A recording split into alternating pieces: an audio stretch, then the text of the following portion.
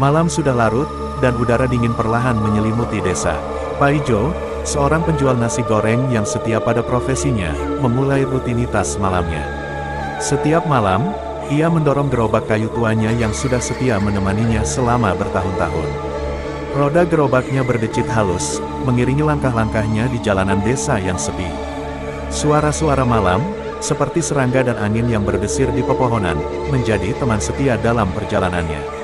Desa tempat Paijo tinggal adalah desa yang kecil dan tenang, dengan rumah-rumah tua yang berdiri kokoh di sepanjang jalan.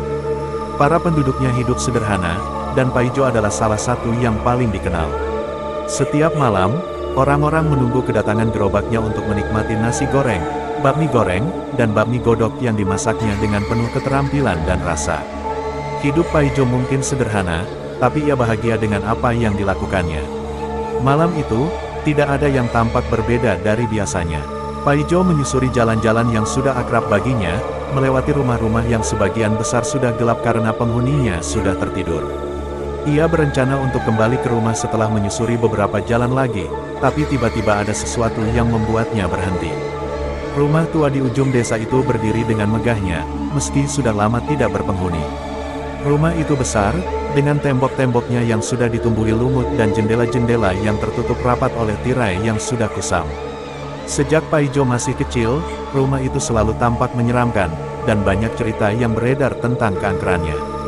Namun, Paijo bukan tipe orang yang percaya pada hal-hal seperti itu. Ah, hanya rumah tua yang tak terawat, pikirnya sambil melanjutkan langkahnya. Namun, baru beberapa langkah ia berjalan, ia mendengar suara yang memanggilnya. Mas penjual nasi goreng. Paijo berhenti seketika. Suara itu lembut namun jelas, datang dari arah rumah tua itu. Ia berbalik, dan melihat seorang wanita muda berdiri di depan gerbang rumah. Wajahnya pucat diterangi oleh sinar bulan, tapi ada sesuatu dalam tatapannya yang membuat Paijo merasa aneh. Wanita itu tersenyum padanya, senyum yang tampak ramah tapi juga menyimpan sesuatu yang tak bisa Paijo jelaskan. Iya mbak, ada yang bisa saya bantu? Tanya Paijo, meski hatinya mulai merasa tidak nyaman. Wanita itu melangkah mendekat, gaun putih panjangnya mengibas halus di angin malam. Bisa tolong buatkan nasi goreng 30 porsi, mas? Di dalam rumah sedang ada pesta ulang tahun. Kami butuh makanan untuk tamu-tamu yang datang. Paijo mengerutkan kening, menatap rumah tua itu. Dari luar, tidak tampak ada tanda-tanda kehidupan. Rumah itu tetap gelap, seperti biasa. Tapi wanita ini, dia tampak begitu yakin dengan ucapannya. Pesta ulang tahun, di rumah ini. Paijo bertanya dengan ragu.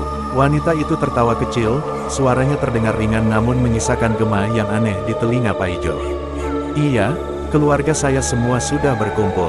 Saya baru saja berulang tahun yang ke-25. Ini perayaan kecil saja, mas. Jangan khawatir, nanti saya bayar semuanya. Paijo terdiam, merasa ada sesuatu yang ganjil. Tapi tawaran wanita itu terdengar masuk akal, dan ia berpikir mungkin ada orang-orang yang baru pindah ke rumah tua itu tanpa sepengetahuannya. Di sisi ruangan, Paijo berjalan mendekat dan meletakkan piring-piring itu dengan hati-hati di atas meja. Ia mencuri pandang ke arah tamu-tamu yang duduk di sekitar meja utama. Wajah mereka tampak bahagia, tapi ada sesuatu yang tidak biasa dengan cara mereka bergerak, seolah-olah mereka bergerak terlalu pelan, hampir seperti dalam gerakan lambat. Mata mereka juga tampak kosong, meskipun mereka tertawa dan berbicara dengan riang. Sebuah suara tawa tiba-tiba meledak dari salah satu tamu, membuat Paijo tersentak. Ia menoleh dan melihat seorang pria tua yang tertawa terbahak-bahak sambil memegang gelas di tangannya. Tapi tawa itu terdengar aneh, seperti dipaksakan, dan tidak ada yang bergabung dalam tawanya. Suara itu menghilang secepat ia datang, meninggalkan keheningan yang mencekam. Paijo merasa semakin tidak nyaman. Tapi sebelum ia bisa berpikir lebih jauh, wanita muda itu sudah berada di sampingnya lagi. Terima kasih, mas, ucapnya dengan nada yang hampir terdengar seperti bisikan. Mas bisa kembali ke gerobak dan menyiapkan pesanan berikutnya, ya.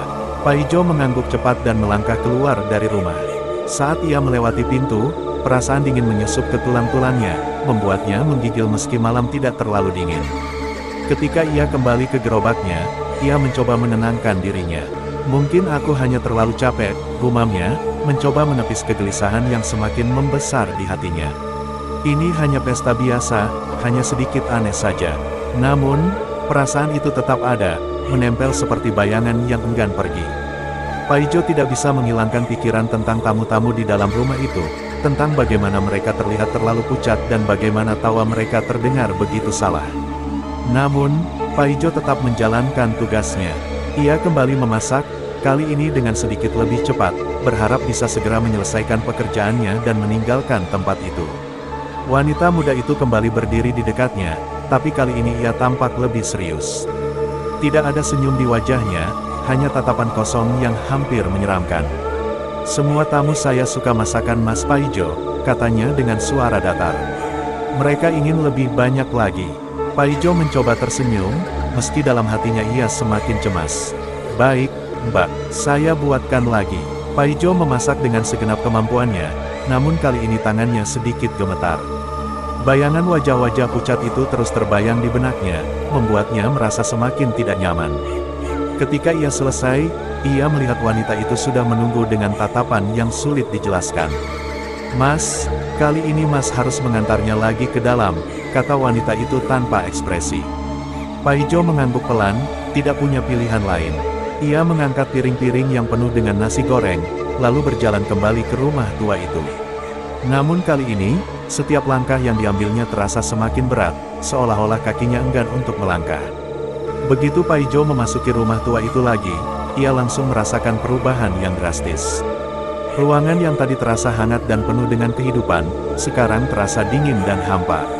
Paijo terhenti di ambang pintu, matanya terbuka lebar saat melihat pemandangan yang mengerikan di depannya. Tidak ada pesta, tidak ada tamu-tamu yang tertawa, tidak ada meja yang penuh dengan makanan. Ruangan itu kosong, hanya ada bayangan gelap yang menutupi setiap sudutnya. Perabotan antik yang tadi tampak megah sekarang terlihat kusam dan berdebu, seolah-olah sudah lama tidak tersentuh. Tapi yang paling membuat Paijo merinding adalah piring-piring yang ia letakkan tadi. Mereka berserakan di lantai, nasi goreng yang tadi ia buat dengan susah payah kini berceceran di mana-mana. Sisa-sisa makanan itu tampak seperti telah dilahap dengan rakus, meninggalkan kekacauan yang mengerikan. "Ya Tuhan, apa yang terjadi di sini?" bisik Paijo, suaranya bergetar karena ketakutan. Ia berbalik, mencari wanita muda itu, tapi dia sudah tidak ada di sana.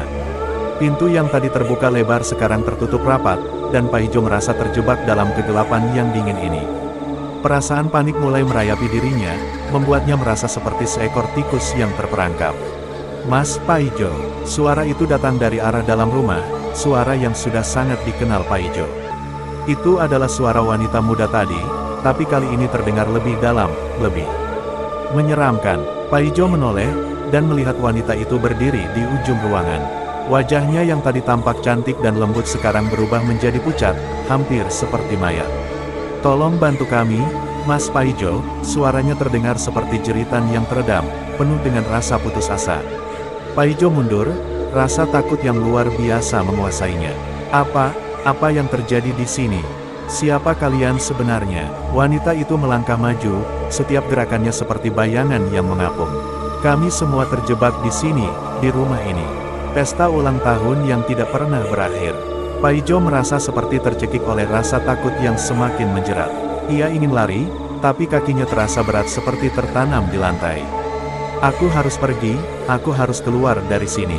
Ia berbalik dan berlari menuju pintu, tapi saat tangannya menyentuh gagang pintu, ia merasa ada sesuatu yang menariknya ke belakang. Ia menoleh, dan melihat wanita itu berdiri di belakangnya, dengan tatapan yang penuh dengan kebencian dan kesedihan. "Kau tidak bisa pergi, Mas Paijo," kata wanita itu dengan suara yang hampir tidak terdengar. "Tidak ada yang bisa keluar dari sini, tidak ada yang bisa meninggalkan pesta ini." Paijo meronta, mencoba melepaskan diri, tapi cengkeraman yang tidak terlihat itu terlalu kuat. Ia merasa seperti tercekik, dengan rasa dingin yang merasuk ke dalam tulangnya. Namun, dengan sisa-sisa kekuatan yang ia miliki, ia berhasil membuka pintu dan menerobos keluar.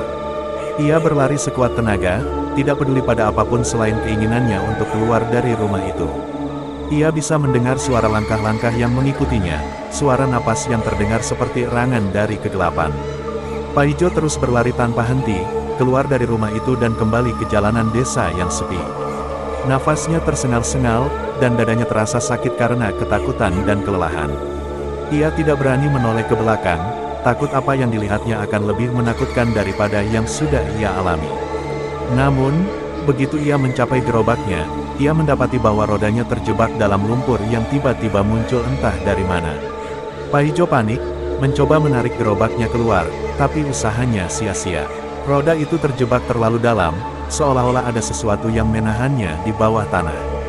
"Demi Tuhan, aku harus pergi dari sini," teriaknya, tapi tidak ada yang mendengar. Desa itu begitu sunyi, seolah-olah semua penghuninya sudah lama pergi. Dengan ketakutan yang semakin memuncak, Paijo akhirnya memutuskan untuk meninggalkan gerobaknya dan lari tanpa menoleh lagi.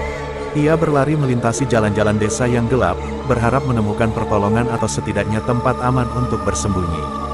Tapi semakin jauh ia berlari, semakin ia merasa bahwa kegelapan di belakangnya terus mengejar. Setiap bayangan tampak mengancam, setiap suara di malam hari terdengar seperti bisikan dari makhluk-makhluk yang tidak ia lihat. Paijo merasa seolah-olah ia sedang dikejar oleh sesuatu yang tidak akan pernah berhenti sampai ia tertangkap. Akhirnya, Paijo sampai di batas desa, di mana hutan angker mulai terbentang. Ia terhenti di tepi hutan, di mana kegelapan tampak lebih pekat dan penuh dengan bahaya yang tidak terlihat. Paijo tahu bahwa jika ia masuk ke dalam hutan, ia mungkin tidak akan pernah kembali. Namun, suara-suara yang mendekat dari arah desa membuatnya tidak punya pilihan lain. Ia tidak mungkin berbalik arah. Dengan perasaan takut yang begitu mendalam, Paijo memutuskan untuk masuk ke dalam hutan, berharap bisa bersembunyi dari apapun yang mengejarnya. Ia berlari melalui jalan setapak yang sempit di dalam hutan, di antara pohon-pohon yang menjulang tinggi dan ranting-ranting yang tampak seperti cakar. Setiap langkah terasa seperti ia sedang menjauh dari kenyataan dan semakin dalam ke dalam. Mimpi buruk yang tidak pernah berakhir. Paijo tidak tahu berapa lama ia sudah berlari, tapi ketika akhirnya ia berhenti, ia menyadari bahwa ia sudah sangat jauh dari desa. Hutan di sekelilingnya begitu gelap, dan hanya suara-suara malam yang menemaninya. Paijo jatuh terduduk di atas tanah yang dingin, tubuhnya gemetar karena kelelahan dan ketakutan. "Apa yang terjadi padaku?" gumamnya pelan, mencoba memahami apa yang baru saja dialaminya. Namun, tidak ada jawaban. Hanya ada keheningan, dan kegelapan yang tampaknya semakin mendekat, seperti bayangan yang akan segera menelannya. Pagi tiba dengan lambat, dan ketika matahari akhirnya muncul di atas cakrawala, sinarnya menyinari desa yang sekarang tampak tenang dan damai. Tidak ada yang tahu apa yang terjadi malam sebelumnya, tidak ada yang mendengar teriakan Paijo atau melihat pelariannya yang putus asa. Ketika warga desa bangun, mereka mendapati gerobak nasi goreng Paijo tergeletak di pinggir jalan, dengan semua barangnya masih ada di dalamnya. Tapi Paijo sendiri tidak pernah ditemukan lagi.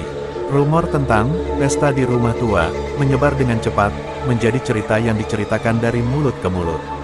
Banyak yang mengatakan bahwa rumah itu dihuni oleh arwah yang tidak tenang, yang mengundang orang-orang ke dalamnya hanya untuk menghilang selamanya.